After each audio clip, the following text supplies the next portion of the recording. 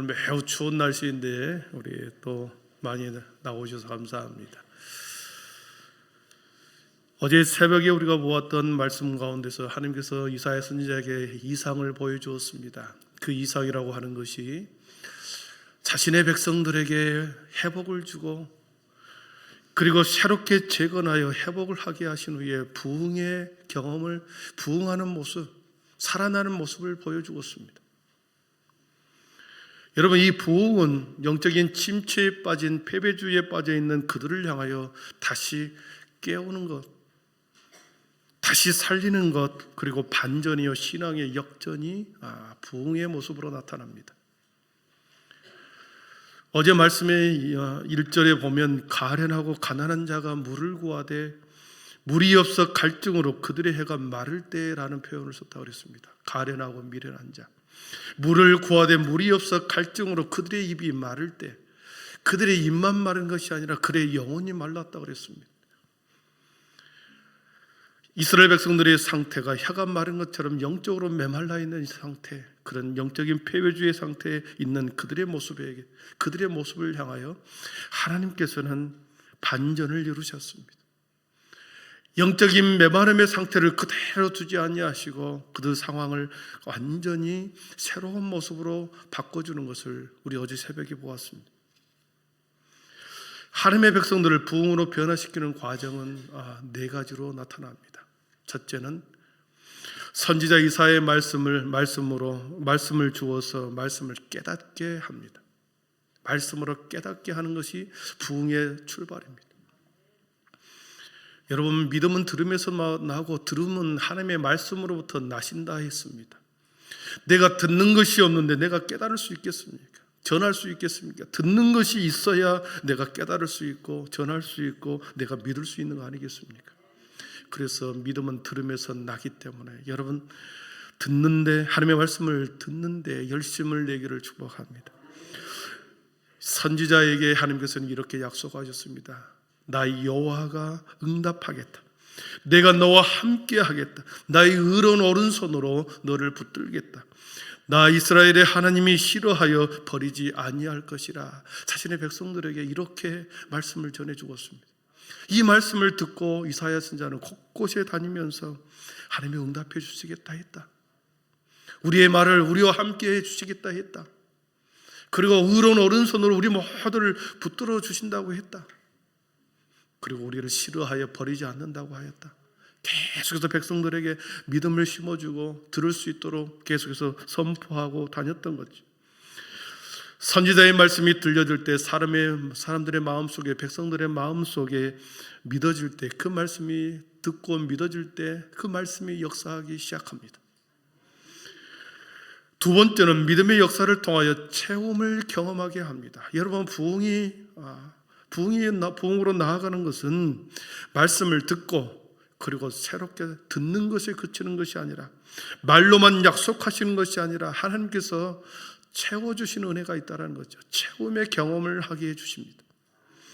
체험의 단계는 새로운 것들로 우리의 내면의 옛 것을 다 끄집어내고 새로운 것으로 채워주는 것, 여기서 부흥이 시작되는 거죠. 어제 말씀의 표현대로 생명으로 새롭게 채워주시는 하나님이 헐벗은 산에 강을 내었다 했습니다. 골짜기 가운데 샘이 나게 하였다. 골짜기 가운데 많은 웅덩이가 생기게 했다. 광야에 못이 되게 하고 마른 땅에 샘 근원이 되게 하였다. 어제 말씀에 그랬습니다. 메마른 산에, 헐벗은 산에 비가 내려서 강을 이루고 골짜기마다 물로 가득 차여 물고기들이 살아나는 그 경험을 하고, 또 광야에 같은 그곳에 연못이 생겨서 수많은 들짐승들이 와서 그 물을 마시고, 그리고 샘 근원이 되어 끊임없이 퍼올려도 마르지 않는 샘으로 사람들에게 맛있게 한 체험의 경험을 하게 했습니다. 전혀 다른 새로움으로 온 대지와 사람의 영혼에 하나님께서는 생명으로 채워주셨습니다. 말씀을 듣고 하나님께서는 생명으로 채워주셨다는 거죠. 에스겔 골짜기에 마른 뼈에게 생기가 불어왔습니다. 생명을, 그 마른 뼈에게 생명을 채워주니 그 마른 뼈들이 힘줄이 붙고 피부가 생기고 근육이 생겨 군대가 되었다고 했습니다. 부흥하기 위해서는 반드시 체험의 역사, 생명으로 체험의 역사가 두 번째로 일어나더라고요. 그리고 어제 말씀해 보니까 체험으로만 끝나는 것이 아니라 이것이 수많은 생명들이 자라나게 했습니다. 자라나는 것, 어제 말씀해 보니까 백향목과 같은 것이 이 산에서 자라납니다. 사막의 광야에서 백향목이 자라납니다. 그리고 이 백향목은 성전과 왕궁을 세우는 중요한 재료가 된다고 그랬습니다. 사막에서, 광야에서 백향목이 자라나고 감람나무, 잣나무들이 자라나서 사람들에게 먹을 것과 기름을 내어줍니다. 이 땅에 꼭 필요한 것들로 자라나게 한다는 거지요. 채운 후에 이것을 자라나게 합니다. 여러분, 채우는 것으로 그치고 자라나지 않는다고 한다면 마치 사해바다처럼 물만 계속해서 흘러 들어오게 하고 흘러보내지 않는다고 한다면 죽은 바다로 변해버리겠죠. 자라나게 하여 채워서 계속해서 자라나게 해야 된다는 것입니다. 채우고 자라나게 한 후에 이것을 마침내 네 번째로는 이것을 흘러보내는 것, 행함으로 구체적인 실천으로 나아가는 것, 세상으로 파송을 받아야 된다는 것입니다. 진정한 부흥은 말씀을 듣고 체험을 읽고 자라나서 세상에 파송되는 것입니다. 오늘 말씀해 보니까 이방의 정의를 베풀리라, 세상의 정의를 세우게 이르리라, 너를 보호하여 너를 세워 이방의 언약과 이방의 빛이 되게 하리라 그랬습니다. 세상에 파송함으로 부흥이 완성이 되는 거죠. 우리 오늘 본문을 통해서 부흥의 완성을 보게 됩니다. 세상의 한복판에 파송되어 세상의 정의를 세우는 자, 이방의 빛이 되게 하면서 복음이 나로서 나의 안에 머무르는 것이 아니라 내 안에 체험으로 끝나는 것이 아니라 자라는 것으로 내가 먹고 마시는 것으로 그치는 것이 아니라 이것을 세상 가운데 이방의 빛이 되게 하고 이방의 정의를 세우는 것에 우리를 파송하는 것, 이것이 부흥의 완성입니다. 하나님의 오늘 말씀해 보니까 하나님의 이상, 하나님의 원대한 뜻을 이 세상에 가장 확실하게 잘 보여줄 수 있는 하나님의 비밀병기를 오늘 우리들에게 소개합니다. 여러분, 비밀병기가 뭡니까? 다른 사람들에게 상대방이 적이나 상대방이 잘 알아채지 못하게 감추어져 있는 실력 있는 사람, 경쟁력 있는 물건을 비밀병기라고 그러지. 한 번도 공개되지 않는 숨겨둔 사람을 영어로는 다크호스라고 그럽니다. 숨겨진 사람, 갑자기 나타난 모든 상황을 평정해 버리는 분, 오늘 그분을 소개합니다. 오늘 말씀 1절을 같이 봅니다. 그분은 바로 예수 그리스도였는데 오늘 이사야 선지자는 이상으로 그분을 보게 됩니다. 같이 읽어봅니다.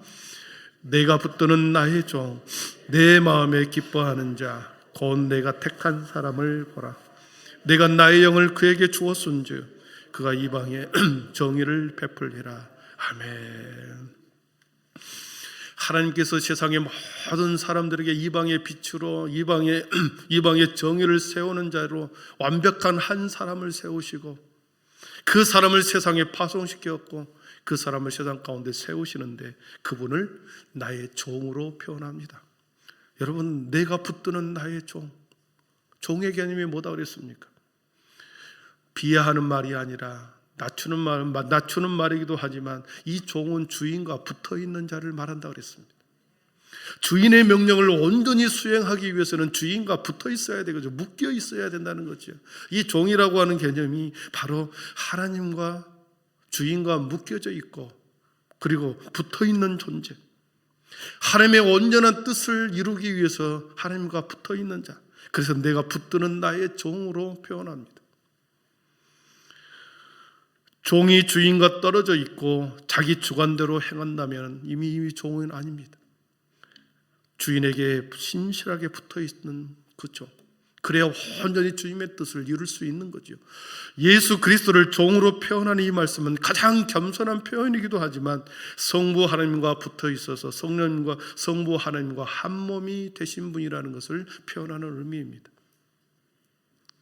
그래서 하나님께서는 자신의 뜻을 이 사랑하는 예수 그리스도를 통하여 세상의 정의를 베푸는데 가장 완벽한 모습을 보여주기 위해서 한 사람의 비밀 병기로 숨기셔서 700년 후에 이 세상 가운데 보낼 것을 이사야 선지자의 이상 가운데 보여주었습니다. 사랑하는 성도 여러분, 예수님은 성부 하나님으로부터 이 세상 가운데 파송받은 자였습니다. 파송받을 때에 성부 하나님의 영, 아버지의 영을 받아서 아버지의 영을 그대로 받아 세상에 파송되어 이방의 정의를 실현하고 이방의 빛을 실현하기 위해서 파송받는 하나님의 비밀이 오늘 본문 1절에 예수 그리스도였습니다. 하나님께 파송받는 자 예수 그리스도가 어떻게 정의를 실천하는가 3절, 4절, 5절, 6절에 나와 있습니다. 우리 3절을 한번 보겠습니다. 3절을 같이 읽어봅니다.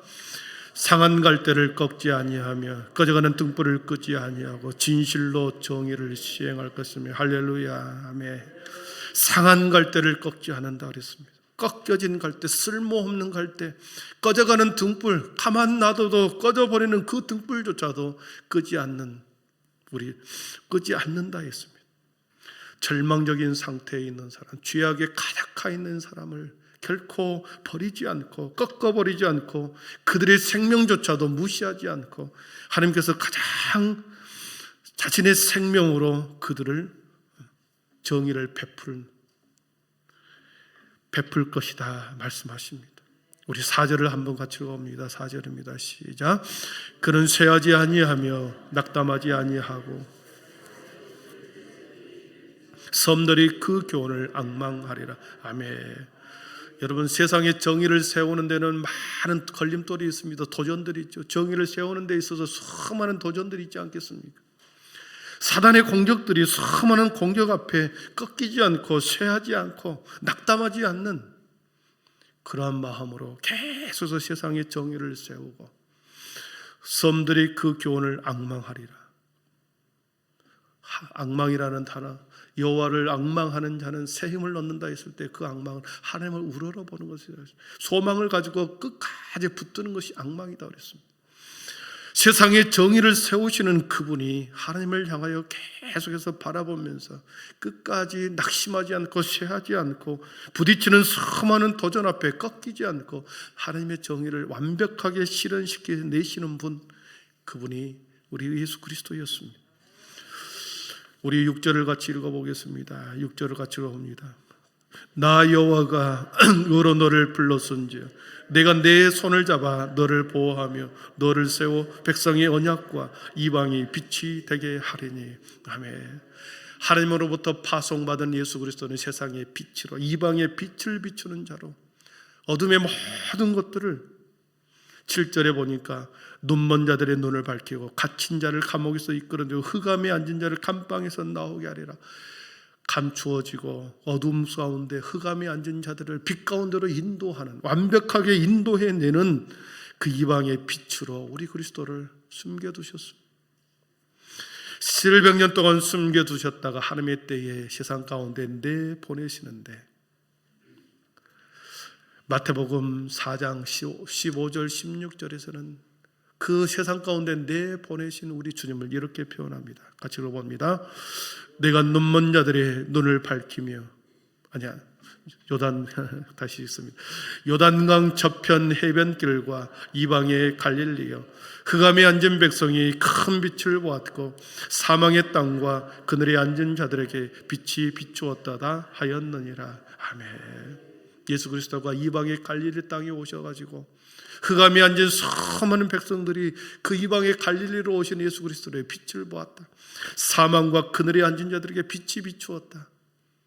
이사야 선지자가 보았던 그 이방의 빛이 갈릴리 땅에, 이 땅에 오신 예수 그리스도를 표현한 것이었죠. 사랑하는 성도들은 말씀을 정리합니다. 구약시대 때는 이스라엘 백성들을 하나님의 택한 종으로, 하나님의 나의 벗으로 그리고 택한 자로 부르셨고 그들을 대표 단수로 모든 민족 가운데 열방 가운데 하나님이 이스라엘 백성들을 택하여 나의 벗으로 나의 종으로 내가 택한 자로 부르셔서 그들을 회복하고 그들을 부흥을 경험하게 하여 마침내 하나님의 사명을 하나님 이스라엘 백성들로 하여금 감당하게 했습니다. 그러나 이것은 매우 제한적이었습니다. 이스라엘 공간이라고 하는 이스라엘 민족이라고 하는 테두리에 매우 제한적이었죠. 그러나 이 사명을 하나님의 사명을 모든 사람들에게 모든 이방인 가운데 모든 세상 가운데 완벽한 빛, 완벽한 부흥을 경험하게 하는 것은 하나님께서 숨겨두신 한 사람 예수 그리스도를 통하여 완벽하게 세상의 빛으로 하나님이 기뻐하는 자를 통하여 이방의 정의를 세우는 데 예수 그리스도를 보냈고 그 예수 그리스도가 완벽하게 그 정의와 빛을 이 땅에 가져와서 실현시켜 놓으셨습니다. 사랑하는 성도 여러분, 오늘을 살아가는 우리들에게 이사야 선지자가 주시는 말씀이 주신 메시지가 뭐겠습니까? 이스라엘 백성들에게서 이루어졌던 회복과 부흥이 예수 그리스도를 통해서 완벽하게 이루어졌고 이 완벽한 예수 그리스도가 이루신 정의와 빛을 우리가 그 빛과 정의 가운데 하나님의 은혜 가운데 저희들이 그 은혜를 받았습니다. 제자된 우리가 그리스도의 제자여 주님의 종으로 우리를 택하여 부르셨고 내 사랑하는 자녀다, 내 사랑하는 딸이다 우리들에게 이렇게 인쳐 주셨습니다. 사랑하는 성도 여러분, 제자된 우리, 종된 우리들에게 복음의 기쁜 소식을 값없이 우리들에게 주었습니다. 이 값없이 주신 은혜를 내 자신만 누리고 채우고 간직하고 있다고 한다면 무슨 의미가 있겠습니까? 사해바다처럼 나도 죽고 내 주위에 있는 사람도 죽어버리겠죠.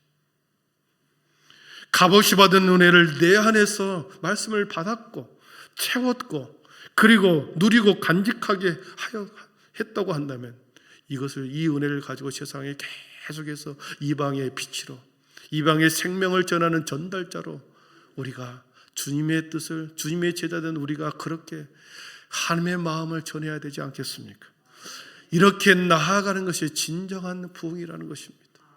우리 안에 머물러서 일주일 안에 우리 교회 가운데서 머무르는 부흥이 아니라 계속해서 지역으로 흘러보내고 이 신동과 익산과 우리가 할 수 있는 열방 가운데 세상의 빛으로 계속 흘러보내는 것, 이것이 진정한 부흥이라는 것입니다. 사랑하는 성도 여러분, 말씀을 계속해서 잘 듣고 받고 생명으로 체험을 받고 그리고 우리의 생명이 계속 자라나고 성장한 후에 거기서 머무르는 것이 아니라 계속 나누어주고 세상 가운데 흘러보내는 우리 한빛교회가 올 한 해 그것이 원년이 되기를 축원합니다. 오늘도 하나님께서 세워주시는 각자의 자리가 있습니다. 그것이 어디든 일터든 학교든 직장이든 아이든 가정이든 세워주시는 그 자리에서 빛으로 생명으로 살아내고 빛으로 생명을 전하는 전달자로 부흥을 함께 나누는 우리의 모두가 되기를 축원합니다. 기도하겠습니다.